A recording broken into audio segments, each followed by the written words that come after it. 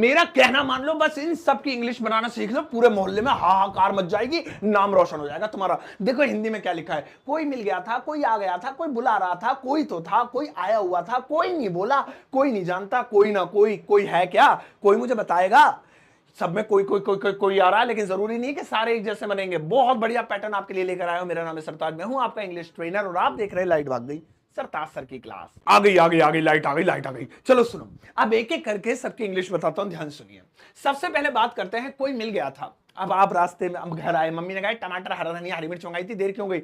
Mummy कोई मिल गया था, कोई मिल गया था। तू भी पूरा जादू ये रहा, धूप। चलो सुनो, कोई मिल गया था, इसे इंग्लिश में कैसे बोलेंगे भाई? इसे इंग्लिश में हम बोलेंगे someone came across। देखा, तुम्हारी सोच को सलाम। तुम क्या कह रहे थे? someone meet, somebody meet me। अबे इंग्लिश है ये, हलवा नहीं है तो बस कुछ भी बना लोगे। someone came across, come across का मतलब होता है कोई अचानक से जब टकरा जाए, मिल जाए। आप रास्ते में जा रहे हैं कुछ लेने, घूमने या किसी भी काम से, कोई मिल गया आपको, टकरा गया, जैसे हम हिंदी बोलते हैं, वो टकरा गया मुझसे, तो ऐसी कंडीशन में हम कम अक्रॉस का यूज करते हैं। तो किस सेंटेंस क्या है? कोई मिल गया था, पास्ट का है, तो इसलिए कम की जगह मुझे केम लिखना पड़ा, second form, past indefinite. Someone came across, तो मम्मी से कहना मम्मी हरा धनिया लेने में इसलिए देर हो गई, बिकॉज समवन केम अक्रॉस, कोई मिल गया था। चलो कौन मिला अब तुम जानो।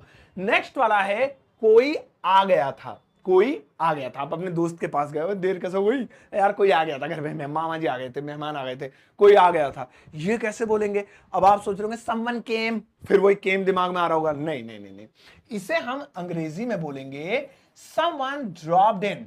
समवन ड्रॉप्ड इन, सोचा था? नहीं सोचा होगा, इसलिए तो पैटर्न लाता हूं आपके लिए कमाल, ताकि आपकी इंग्लिश हो जाए एकदम धमाल। सो समवन ड्रॉप्ड इन, ये जो ड्रॉप्ड इन है, इसका हिंदी में मतलब होता है कोई आ टपका। जैसे हम हिंदी में तो दो तरीके के टपकने होते हैं, एक तो दुनिया से चला गया भाई वो टपक गया, है ना, और दूसरा होता है कोई मेहमान आ जाए तो कहते हैं अरे ये कहां से टपक गया इस वक्त। तो वही चीज है, तो इसको हम इंग्लिश में ड्रॉप इन कहते हैं। कोई घर आ जाए आपके या कोई मिलने आ जाए, ड्रॉप इन। वो होता है रास्ते में टकरा गया अचानक, तो कम अक्रॉस, और कोई घर आया है मिलने तो वहां पे ड्रॉप इन। तो आप, कोई आ गया था घर पे, समवन ड्रॉप इन। अब अगला वाला है, कोई बुला रहा था, है ना, अरे कहां चले गए थे? छत पे? नहीं, नीचे गली में गए। पापा कह रहे गली में क्यों गया था? पापा कोई बुला रहा था। कौन था? कोई नहीं था पापा। चलो तो देखिए इसे इंग्लिश में कैसे बोलेंगे, कोई बुला रहा था। इसे हम अंग्रेजी में बोल सकते हैं somebody was calling। somebody was calling, simple है यार, ये तो तुम भी बना सकते थे। somebody was calling, तो ऐसे आप बोल सकते हैं, कौन था? somebody was calling। अच्छा, कोई बुला रहा है, इसे करना है तो was की जगह हम इसका प्रयोग कर सकते हैं, somebody is calling, कोई बुला रहा है। कॉल फोन पे हो या नॉर्मली बुलाए, दोनों में आप इसका इस्तेमाल कर सकते हैं। अगला है, कोई तो था। अब आप छत पे गए, पैरों के निशान बने हुए, ओ भाई साहब कोई तो था यहां, ऐसा नहीं हो सकता, कोई आया था यहां पे। तो इसे इंग्लिश में कैसे बोलेंगे? बहुत प्यारा वाक्य है छोटा सा। इसे आप अंग्रेजी में बोलने के लिए सेंटेंस बना सकते हैं, there must be someone here. अबे हियर नहीं लिखा है ना, चलो कोई बात नहीं। कोई तो था, देयर मस्ट बी समवन। और अगर आप किसी जगह के बारे में कह रहे हैं, यहां कोई तो था, there must be someone here, ऐसे आप बोल सकते हैं, उसको आगे बढ़ा सकते हैं, there must be someone here, यहां कोई तो था। तो इस तरह से नेक्स्ट टाइम आपको किसी पे शक हो, then you can say somebody must there must be someone, there must be someone. मेरी इंग्लिश वीक है यार तुम। चलो नेक्स्ट वाला देखेंगे, कोई आया हुआ था, है ना, कोई आया हुआ था। यार ये ऊपर भी था, कोई आ गया था। हाँ ये एक ही बात है, कोई आ गया था या कोई आया हुआ था, इसको हम दूसरे तरीके से ही बोलना सीखते हैं। हालांकि इसके लिए आप ये भी बोल सकते हैं समवन ड्रॉप्ड इन, लेकिन अगर मुझे बोलना है कोई आया हुआ था और नए तरीके से, तो आप नया तरीका नहीं, एक बहुत ही ज्यादा यूजफुल तरीका है, समवन हैड अराइव्ड, ऐसे बोल सकते हैं। someone had arrived, घर लगाना है होम लगा दीजिएगा, someone had arrived at my home, ऐसे। चलिए अगला है, कोई नहीं बोला, है ना, मेरी लड़ाई हो गई थी मान लो, वहां पिट पिटा के मैं आ गया, मेरा थोड़ा बड़ा बिगाड़ दिया, फिर मैं अपने स्टूडियो में, तुम सब टीम मेंबर से करो, बेटा कोई बोला नहीं, है ना, कोई नहीं बोला ना, तुम सब नौकरी से जाओगे, कोई नहीं बोला। तो इसे इंग्लिश में बताए कैसे बोलेंगे? इसे आप अंग्रेजी में बोल सकते हैं नो वन स्पोक।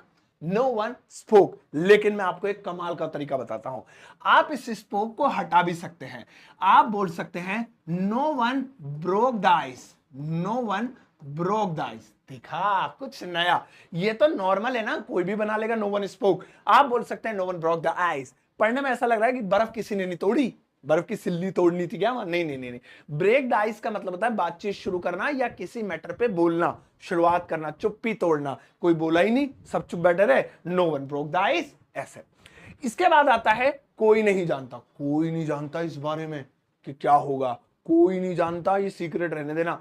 इसे हम इंग्लिश में बोलेंगे, क्या बोलेंगे? वेरी सिंपल, इसे हम बोलेंगे nobody knows।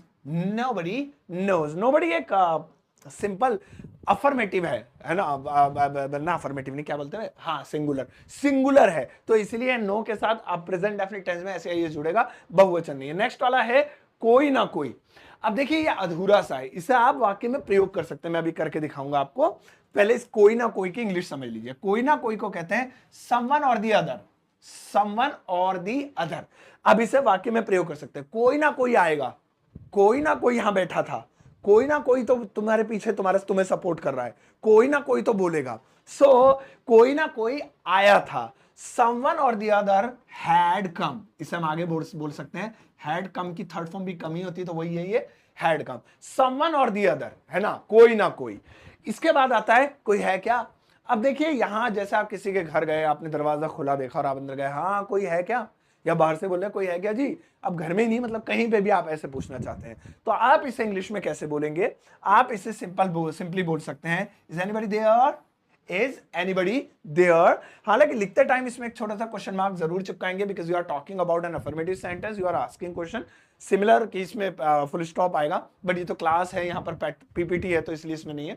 So is anybody there, कोई है क्या, ऐसे। तो अचानक से कहीं गए तो वहां पे कोई दिखा नहीं आपको, तो आप आवाज लगा रहे कोई है क्या अंदर, इज एनीबडी देयर।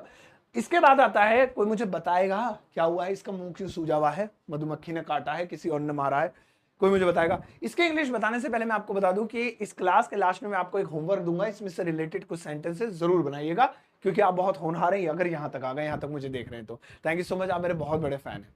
अच्छा, मैं भी आपका हूं, क्योंकि आप डेली आते हैं मुझे देखने। कोई मुझे बताएगा, इसे हम इंग्लिश में बोलेंगे, इसे सिंपली हम बोल सकते हैं will anybody please tell me, will anybody please tell me। will से शुरू करेंगे और क्वेश्चन मार्क से लास्ट में खत्म करेंगे, will anybody please tell me, कोई मुझे बताएगा।